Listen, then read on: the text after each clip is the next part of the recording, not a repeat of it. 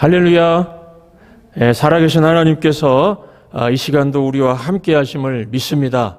또 성령께서 오늘 우리 심령을 붙들어 주셔서 큰 은혜로 또 역사할 줄 믿습니다. 오늘은 이 본문 말씀 가지고 미숙함에서 성숙함으로 변화되는 성도의 특징, 미숙함에서 성숙함으로 변화되는 성도의 특징이란 제목으로 하나님 말씀 증거하도록 하겠습니다. 여러 가지 힘든 상황 속에서 고민하던 청년이 있었다고 합니다. 모든 것을 하나님께 맡기기로 하고 내가 말씀대로 해야 되겠다.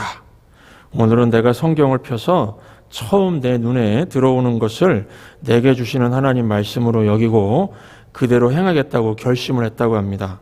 그리고 잠시 기도한 후에 성경을 펴자 마태복음 27장 5절이 보였다고 합니다. 유다가 은을 성소에 던져놓고 물러가서 스스로 목매어 죽은지라. 이 말씀이 나왔답니다. 당황한 청년은 설마 이런 말씀을 주시지 않았을 것이라 생각하고 다시 이제 성경을 폈는데 누가복음 10장 37절이 눈에 띄었다고 합니다. 예수께서 이르시되 가서 너도 이와 같이 하라. 아니 내가 그러면은 너도 이와 같이 하라는 이 말은 죽으란 말인가? 인생은 삼세판이니까 다시 한번 성경을 펴서 보기로 하고 다시 이제 성경을 펴게 되었는데 요한복음 13장 27절이었다고 합니다. 예수께서 유다에게 이르시되 네가 하는 일을 속히 하라 하시니. 얼마나 당황했을까요, 이 청년이? 여러분, 이 청년의 문제가 무엇입니까? 미성숙함입니다. 성경을 부적처럼 사용하려고 하죠. 성경 해석 능력이 제로입니다. 제로. 빵점. 어려움을 이렇게 즉흥적으로 푸는 것이 아니죠.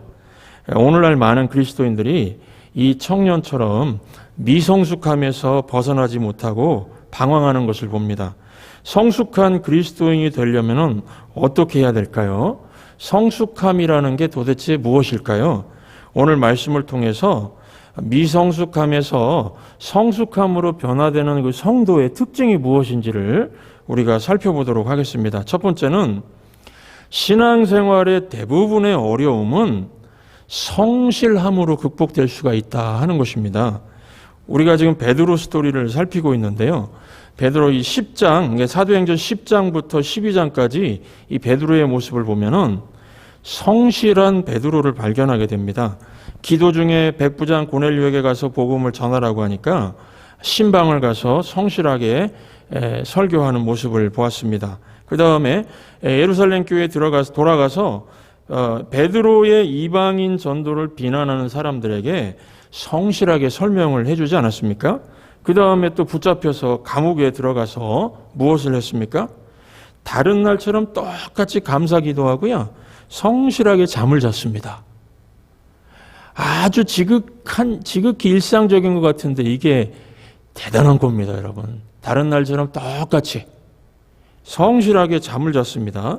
그리고 오늘 본문 보십시오. 감옥에서 있었던 일을 성실하게 설명해주고 또 다른 곳으로 복음 전도하러 가는 성실함이 있지 않습니까? 17절 보시면 베드로가 그들에게 손짓하여 조용하게 하고 주께서 자기를 이끌어 옥에서 나오게 하던 일을 말하고 또 야고보와 형제들에게 이 말을 전하라 하고 떠나 다른 곳으로 가니라. 지금 사도행전이 강조하고 있는 것은 베드로의 성숙함은 무슨 기적 횟수가 아닙니다. 기적을 몇 번 일으켰나가 아니라 베드로가 참 성실해졌다는 겁니다. 여러분, 인생에 있어서 바른 방향은 중요합니다. 방향이 올바르면요, 성실하게 가기만 하면은 승리하게 되어 있습니다. 많은 그리스도인들이 방향은 맞는데 당장 열매가 없으니까요, 낙심한다는 겁니다. 이때에 갈라디아서 6장 9절 말씀을 꼭 붙들어야 되겠습니다. 우리가 선을 행하되 낙심하지 말지니 피곤하지 아니하면 때가 이름에 거두리라. 우리는 이 신앙 인생길 제대로 가고 있으면서도 낙심할 때가 있습니다. 이 낙심이 얼마나 안 좋은가 하면요, 낙심의 해로움은 중단하게 만들어 버립니다. 하던 일을 중단하게 만듭니다. 반면에 성실은 중단 없이 계속 가게 만들어줍니다. 이 구약 성경을 보시면은 다윗은 성실함 때문에 쓰임받았던 인물이라는 걸 알 수가 있습니다. 사무엘이 왕을 택할 때 첫째 아들부터 7번째 아들은요 모두 집에 있었습니다. 오직 막내 아들 다윗만은 들에서 양을 지키고 있었습니다. 다윗은요 현장을 지키는 성실한 사람이었습니다. 다윗은 양치기였고 동시에 수금을 타는 그 악사였습니다. 뮤지션.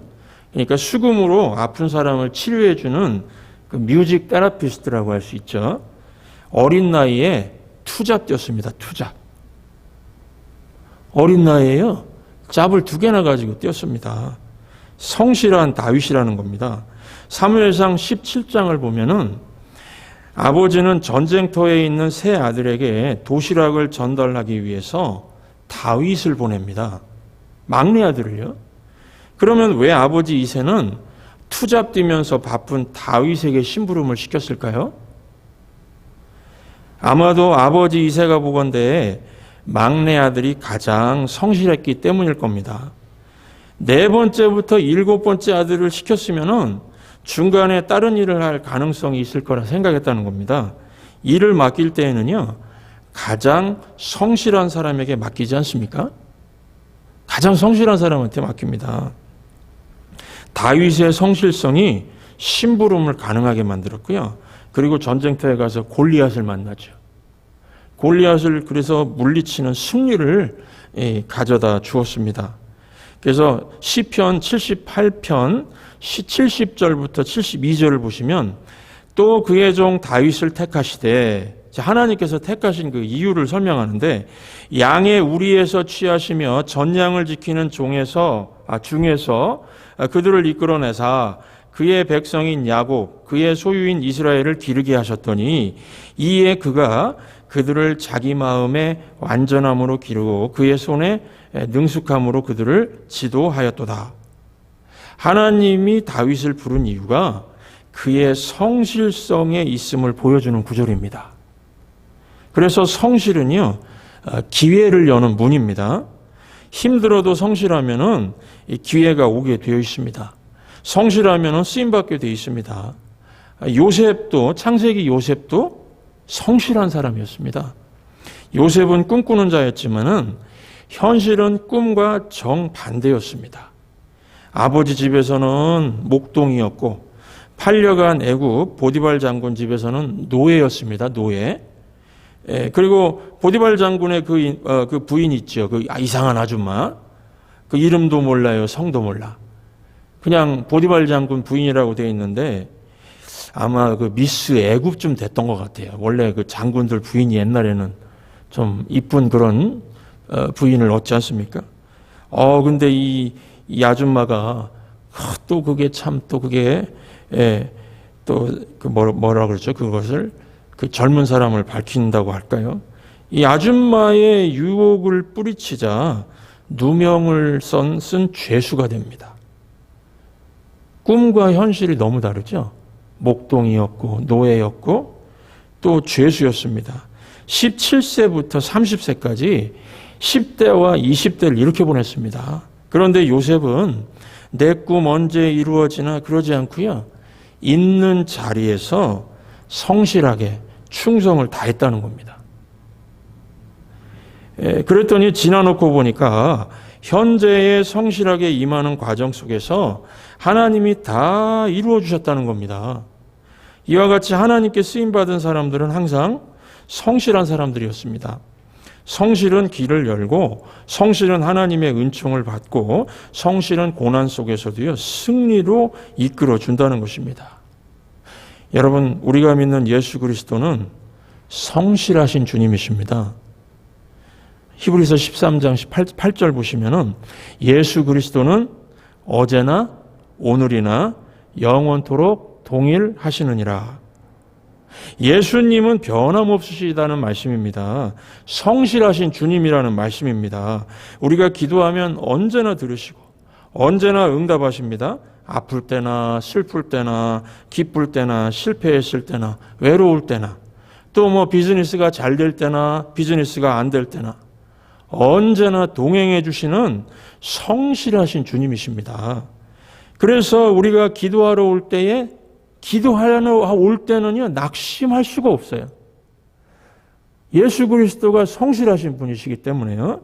그래서 마태복음 28장 20절 보시면 세상 끝날까지 너와 항상 함께 있으리라. 이 말씀 주님의 성실하심을 나타내는 말씀입니다. 주님은 한번 하시겠다면 끝까지 하시는 분입니다. 그래서 성숙해진다는 것은 예수님을 잘 믿고 예수님처럼 성실해진다는 것입니다. 뭐든 포기하지 않고요. 대개 신앙생활도 이 은사 중심으로 하시는 분 있죠. 이런 분들은 뭐가 이렇게 금방 기적 같은 일들이 일어나지 않으면은 쉽게 낙심하고 포기하는 것 같습니다. 그래서 내가 무슨 기적을 몇 번 체험했다라고 말하는 사람이 믿음 좋은 게 아닙니다. 예수 그리스도의 그 성실하신 주님을 바라보고요. 바람 부나 비가 오나 그냥 이 방향이 옳다고 생각하면은 끝까지 가는 그 신실함이 성실함이고 그게 능력이라는 것입니다. 뭐든 포기하지 않고 성실하게 계속하는 그리스도인이 강한 그리스도인입니다. 그 중국 선교사님 중에 참 성실하신 분 한 분이 계시는데 뭐든지 시작하면 계속하는 분입니다. 이분이 그 항상 태극권을 한다고 합니다. 태극권 아시죠?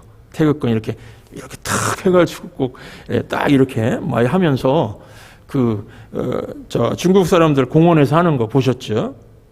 3걸음 뛰는데 1시간 걸리는 그 태극권을 한다고 합니다. 그러니까 주변에서 목회나 열심히 하지 무슨 목사 선교사가 태극권이야 그랬다고 합니다. 그런데 그분은 그 태극권을 18년이 지나도 계속하고 있다고 합니다. 여러분, 선교지에서 가장 큰 문제가 뭘까요? 그 선교사님들 모아놓고 세미나 하는 내용을 들어보니까 선교지에서 선교사님들에게 가장 큰 문제로 꼽는 게 선교사의 건강입니다. 건강입니다. 다른 선교사들은 막 아파서 쓰러지는데 이 태극권 하는 이분은 1시간에 3걸음 걸으면서 아직도 건재하다고 합니다. 주변 사람들이 이제는요 함부로 무시를 못한답니다. 뭐든 성실하게 계속하면은 힘이 있다는 겁니다. 성실하게 일하는 것을 다른 말로 충성이라고 합니다. 충성. 그리고 성경에서 말하는 충성의 의미는요, 둔감력이라고 할 수가 있습니다. 둔감력. 이 무슨 말씀인가 하면 상대에게나 다른 사람에게 심지어 자기 자신의 판단에도 신경 쓰지 않고 자기 할 일을 계속 한다는 겁니다. 여러분, 너무 예민하고 민감한 사람 있죠? 너무 예민하고 민감한 사람은 일을 잘 못합니다. 둔감해야 끝까지 할 수가 있습니다. 이 사탕 한 개 갖고도요, 예민한 사람의 그 답답한 모습은 이런 식입니다. 첫째, 사소한 일을 오래 담아둡니다. 그래가지고요, 내가 준 사탕 아직도 안 먹었네요? 막 이런다는 겁니다. 둘째, 남의 시선과 평가에 집착합니다. 네가 안 먹으니까 사람들이 이상하게 보잖아. 이렇게 나온다는 거죠. 셋째, 남의 말에 대한 상습적인 오해를 합니다. 그래가지고 나중에 그거 안 먹겠다는 말이잖아. 아니 사탕 하나 가지고도 막 이런다는 겁니다. 넷째, 안절부절합니다. 꼭 먹을 거지? 꼭 먹을 거지? 예? 아니면 다른 거 사줄까? 사탕 하나 가지고도요. 또 다섯 번째인가요? 결정장애가 있습니다. 결정장애. 너무 예민하고 민감한 사람 있죠. 결정장애. 이게 뭐냐 하면은 네가 결정해줘. 그러면 내가 먹을게. 여러분, 이 믿는다는 말의 동사형은요, 맡긴다는 뜻입니다. 맡긴다. 맡기는 삶은 세상에 대해서 둔감할 줄 아는 겁니다. 둔감하고 맡겨진 일을 성실하게 계속하는 것입니다.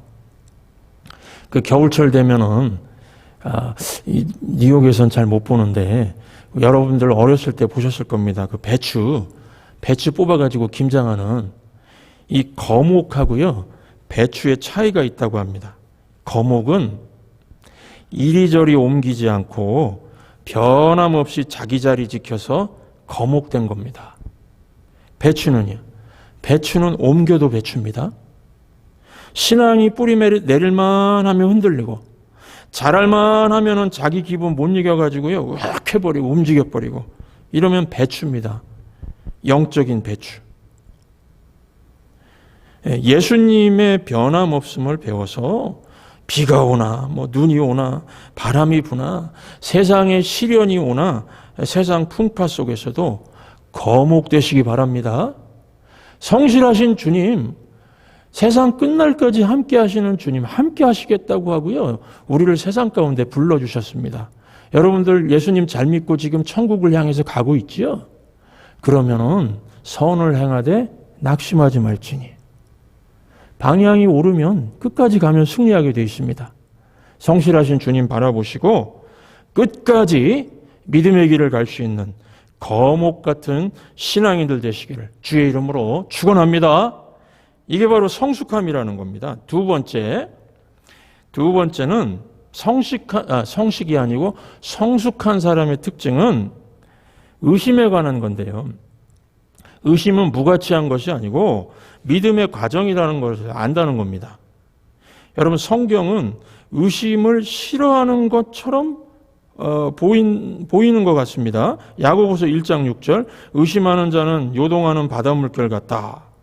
의심하면은 안 좋다는 생각이 들지요. 이런 성경 구절, 이게 성경 구절을 구절 하나 가지고 해석해서 그러는데 이런 구절 하나 딱 떼가지고 의심은 가치 없는 일이라고 이렇게 생각하는 사람들이 있습니다. 그러나 여러분 의심은 불신과 다릅니다.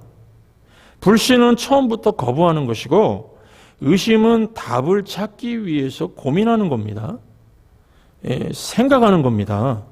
생각 없는 의심이 문제지 생각하면서 하는 의심은 답을 찾기 위해서 노력하는 겁니다. 저의 청년 시절을 돌아보면요. 저는 좀 질문이 많았던 청년입니다. 저는 성경을 의심하기보다는 질문을 참 많이 했던 것 같습니다. 그래서 참 전도사님들, 목사님들이 좀 피곤했을 거예요. 대학 가서도 성경을 알고 싶어서 이렇게 성경을 가르쳐주는 데 가서 질문을 많이 했습니다. 그 당시 전도사님들, 목사님들은 제가 의심이 많다고 하면서 믿음이 형편없는 청년으로 보는 것 같았습니다. 저와 성향이 비슷한 한 청년이 기도원에 갔다고 합니다. 질문이 많은 거죠. 성경에 대한 궁금증을 얘기했더니 기도원 원장님 하시는 말씀이 여보게 믿습니다를 100번만 외쳐보게. 믿습니다를 100번만 외쳐보게. 믿습니다, 믿습니다, 믿습니다, 믿습니다. 막 이렇게 100번만 한번 해보게. 그랬다는 겁니다. 그래가지고 100번을 했대요. 믿습니다, 믿습니다, 믿습니다. 믿습니다, 믿습니다, 믿습니다. 그랬더니요. 의심이 사라지는 게 아니고 의식이 사라지더랍니다. 의식이. 의식이 다 사라지려고 그러대요. 멍해져가지고. 저도 좀 해보니까 100번까지 안 가고 한 20번만 넘어도 이게 믿습니다, 믿습니다. 의심 사라지는 게 아니고요. 이 의식이 생각이 없어지는 것 같더라고요. 생각이. 여러분 의심은 무가치한 게 아닙니다. 믿음을 굳게 세워주기 위한 과정이라는 것입니다. 오늘 본문 보시면은 의심하는 분위기가 나타나죠. 베드로가 천사의 도움으로 구출되어서 교회 성도들 앞에 돌아왔습니다. 성도들이 기도해서 이루어진 기적이었죠. 교회는 기도하더라. 성도들이 기도해서 이러한 하나님의 도우심이 있었습니다. 그런데 막상 베드로가 돌아오니까 반응이 어떻습니까? 로데라는 아이가 말을 해도 믿질 않습니다. 14, 15절 베드로가 대문 밖에 섰더라 하니 그들이 말하되 네가 미쳤다 하나 여자아이는 힘써 말하되 참말이라 하니 그들이 말하되 그러면 그의 천사라 하더라. 지금 의심하는 겁니다. 아니 베드로가 문 밖에 왔어도 의심하고 있습니다. 그러면은 베드로가 들어와 가지고 믿음이 없는 자들이여, 믿음이 없는 자들이야 막 이러면서 꾸중을 해야 되지 않습니까? 그런데 오늘 16, 17절 보시면요. 베드로가 문 두드리기를 그치지 아니하니 그들이 문을 열어 베드로를 보고 놀라는지라. 베드로가 그들에게 손짓하여 조용하게 하고 주께서 자기를 이끌어 옥에서 나오게 하던 일을 말하고. 베드로는 지금 의심의 문제를 꾸중하고 책망하지 않습니다. 의심하는 성도들을 향해서 믿음이 형편없다는 말을 하지 않습니다. 그저 자초지종을 설명해 주고 있습니다. 그러므로 여러분들 이 본문을 통해서 깨닫게 되는 것은 의심은 믿음의 과정이라는 겁니다. 의심은 생각하는 겁니다. 생각 없는 의심이 더 문제가 될 때가 많습니다. 그 이단들 있죠. 사이비 이단. 또 이 안티들. 이들은요. 아주 단순한 걸로 선동합니다. 선동. 이 생각 없는 사람, 의심 없는 사람이 오히려 잘 넘어가 버립니다. 잘 빠져들어갑니다. 이 기독교 신앙은요. 책 한두 권에 무너지지 않습니다. 책 한두 권에 무너지지 않습니다. 그래서 몇 사람의 선동에 결코 이 신앙이 흔들리지 않는다는 겁니다. 계속 의심하며 질문하면은요, 배울 수가 있습니다. 의심이 배움의 사다리가 되는 것입니다. 이 도마를 보십시오. 예수님께서 도마를 책망하셨다고 이렇게 그 부분을 해석하는 분이 있는데 예수님이 도마를 책망한 게 아닙니다. 예수님은 그의 의심을 책망하지 않고 풀어주셨습니다. 손바닥을 봐라. 손가락을 옆구리에 넣어봐라. 그리고 믿는 자가 되라. 도마는 의심을 통해서 잘 배우게 되었습니다. 잘 배운 도마가 마침내 기독교 역사상 이렇게 위대한 신앙 고백을 남긴 사람도 없을 겁니다. 요한복음 20장 28절 보시면 도마가 대답하여 이르되 나의 주님이시요 나의 하나님이시니이다. My Lord, my God. 정말 짧지만요. 분명한 신앙 고백을 남깁니다. 시대가 복잡해져서 그리스도인들 중에도 의심하는 도마들이 많은 것 같습니다. 다우링 타머스라고 그러는데 이거에 미국에서는 별로 안 좋은 말로 쓰여요. 의심하는 사람들. 다우링 타머스가 원래는 성경적으로는 나쁜 사람 아닙니다. 성경에 대해서 하나님에 대해서 교회에 대해서 의심하는 분들이 많습니다. 의심 중에도요. 계속 하시기 바랍니다. 계속 질문하시기 바랍니다. 의심 중에도 계속하면은 도마처럼 견고한 믿음의 사람이 될 것입니다. 의심 중에도 끝까지 가는 사람이 정금 같은 믿음을 갖게 되는 것입니다. 인간관계도요. 마찬가지입니다. 어떤 소문을 듣고 생각 없이 불신하는 사람이 문제입니다. 생각 없이 불신하는 사람은 떠나지만은 끝까지 의심하며 생각하고 고민하는 사람은요, 남아 있습니다. 그 가수 중에 호랑나비 있죠. 아싸 호랑나비. 그 호랑나비 부른 그 코수염 기른 가수 있죠. 이분이 그 성폭행범으로 고소당했던 일이 있습니다. 매스컴에 한번 이런 기사 뜨면은요, 가짜 뉴스들까지 막 동원돼가지고 부풀어져가지고 한 사람을 아주 매장시킵니다. 진짜 성폭행범으로 만들어버려가는 거죠. 모든 정황이 성폭행범인 것처럼 몰아갔다고 합니다. 하지만은 그럴 리가 없어. 그럴 리가 없다고 모든 정황을 끝까지 의심한 사람이 있었습니다. 누굴까요? 그 아내입니다. 아내. 그 부인, 와이프. 결국 시간이 흘러서 법원에서 무혐의로 판정이 났고 그 성폭행범으로 고소한 사람은 감옥에 갔다고 합니다. 그 인터뷰한 내용을 보니까요, 고소당했을 때에 너무 힘들었다고 합니다. 무엇보다도 평소에 친하게 지냈던 사람들이 불신해서 떠나는 것을 지켜보는 게 제일 힘들었답니다. 힘들 때에 술 한잔 하자고 연락 오는 사람이 아무도 없었답니다. 그래서 그 고소 사건을 통해서 인간 관계가 정리가 되었답니다. 진짜 자기를 믿어주는 사람이 누구인지 알게 되었다는 것입니다. 여러분, 이와 같이요, 의심은 불신이 아닙니다. 모든 상황을 의심하면서 믿음을 굳건히 하는 겁니다. 무슨 말 탁 들면 생각 없이 그냥 탁 하는 거, 그건 불신이죠.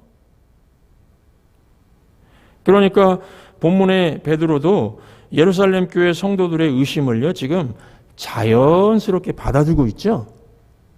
자연스럽게 받아주고 인정하는 겁니다. 그리고 설명해 주는 겁니다. 여러분, 인생이나 인생의 그 인간 관계가 다 마찬가지인데요, 완전하지 않습니다. 완전하지 않습니다. 항상 흐릿흐릿합니다. 명확하지 않습니다. 의심이 드는 게 참 많습니다. 가까운 인간관계도요, 의심하려고 그러면 끝이 없습니다. 이런 속에서도 끝까지 가는 게 진짜 믿음입니다. 진짜 신뢰죠. 저는 어릴 때 제가 전주에서 살았는데, 전주의 제 모교회 교회당에 가면은 그 약간 어둠침침하면서도 흐릿흐릿한 그 예배당 안에 불빛이 참 좋았습니다. 사실 우리 교회의 예배당 불빛도 아주 환한 불빛은 아니죠. 그렇죠? 참 그 흐릿흐릿한 불빛이 기도하기 참 좋았습니다. 그 당시는 LED 같이 환한 불빛이 없었기 때문에 예배당 안이 불을 켜도 이렇게 어둠침침한 그런 분위기였습니다. 아마 그런 그 기억이 있으실 거예요. 그런데 그 분위기가 제게 그 교회 이미지를 이렇게 심어준 것 같습니다. 그 영국의 그 성공의 신부 중에 그 존 던이라는 분이 있는데, 존 던, 이분이 신부면서 그 섹스피어 있죠. 셰익스피어. 영국의 그 대단한 그 문학 작가, 셰익스피어와 견줄 만큼 대단한 시인입니다, 이분이. 존 던. 그러니까 목사, 성공의 신부면서 시인인데, 이분이 이런 말을 했습니다. 교회는 기도하기 좋은 곳이다. Why? 왜? 흐릿흐릿한 불빛만 있어서. 이런 말씀했습니다. 이분이 그 시적으로 시인이니까 말씀한 거죠. 진짜 저런 불빛 얘기가 아니고, 교회 그 자체가, 교회 성도들이 다 흐릿한 불빛 같다는 겁니다. 목사가요, 때로는 엉터리 설교를 하기도 하죠. 또 장로님들 본의 안 될 때도 있죠. 집사님들 세상 유혹에 흔들려가지고 흔들흔들 그럴 때도 있죠. 이 교회 식구들 누구도 완전하지 않고 약하다는 겁니다. 흐릿한 불빛들이 모여 있다는 겁니다. 그래서 why? 그래서 기도하기 좋다는 겁니다. 그래서 기도할 수가 있다는 겁니다. 확실히 이 존 던은 참 시적으로 대단하죠. 참 저도 목사지만 부럽습니다. 저도 문학을 전공했는데 이런 문학적인 자질이 없어요.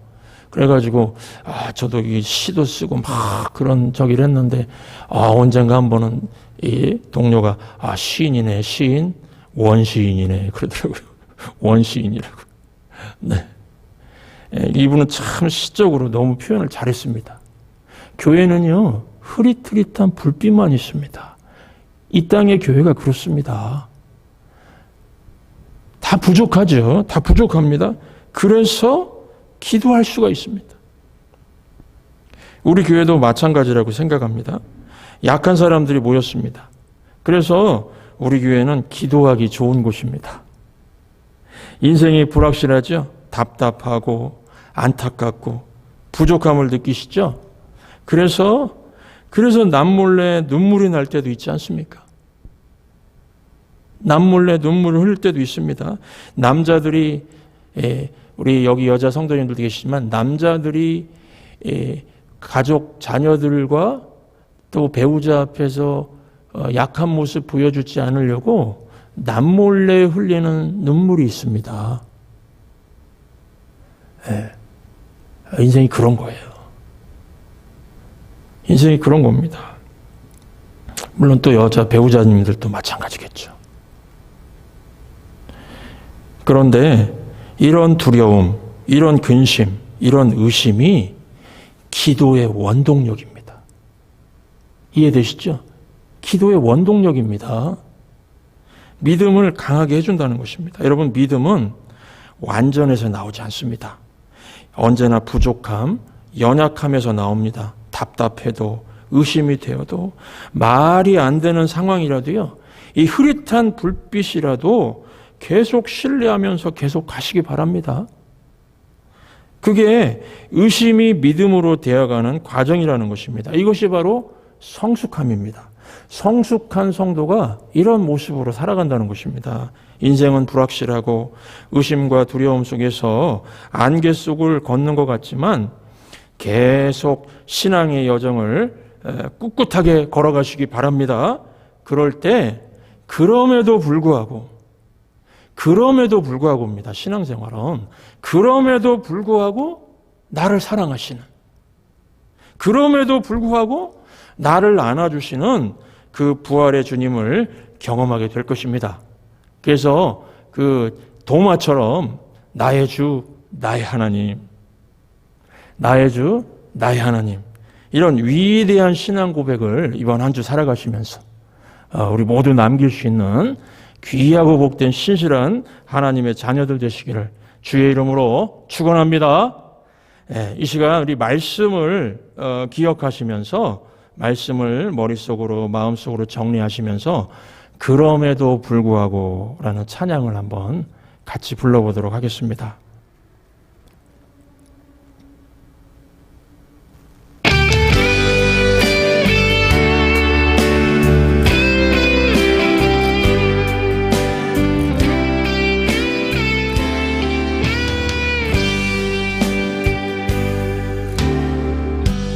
마음속에 어려움이 있을 때, 마음속에 어려움이 있을 때, 마음속에 어려움이 있을 때, 주님 내게 먼저 오사 내 마음을 만지고 주님 앞에 나올 수 없을 때, 주님 앞에 나올 수 없을 때, 주님 앞에 나올 수 없을 때, 주님 날 먼저 안으시네.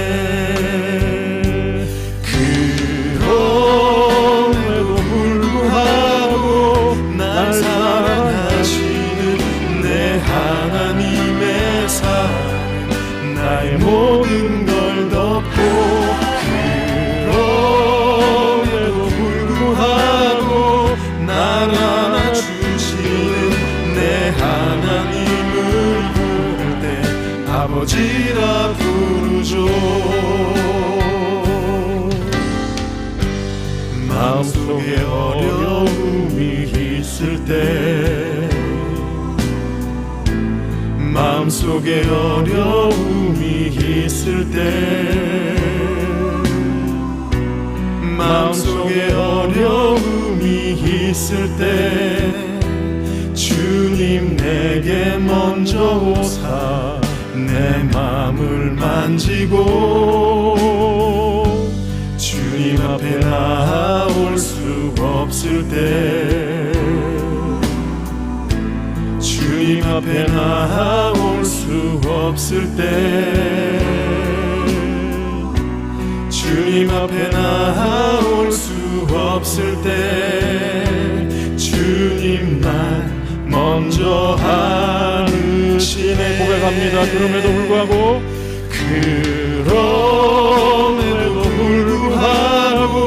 날 사랑하시는 내 하나님의 사랑 나의 모든 걸 덮고, 그럼에도 불구하고 날 안아주시는 내 하나님을 부를 때 아버지라 부르죠.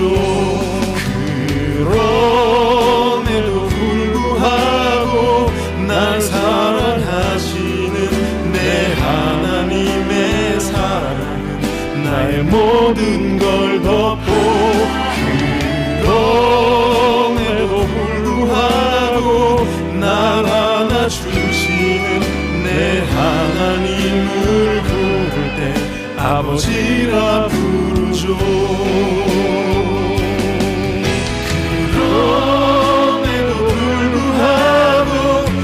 사랑하시는 내 하나님의 사랑은 나의 모든 걸 덮고, 그럼에도 불구하고 날 안아주시는 내 하나님을 부를 때 아버지라 부르죠.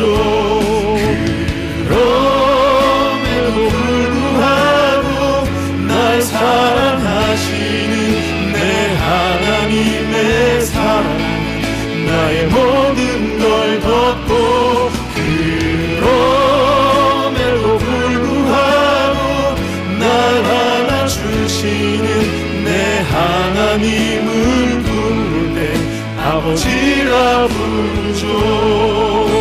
내 하나님을 부를 때 아버지라 부르죠.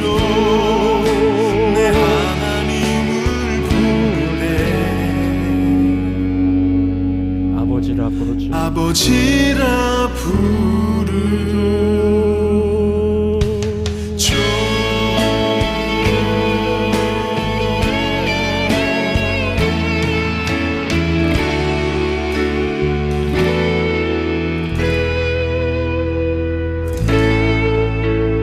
주님, 인생이 힘들고 괴로울 때 성경을 부적처럼 이용하지 않게 하옵소서.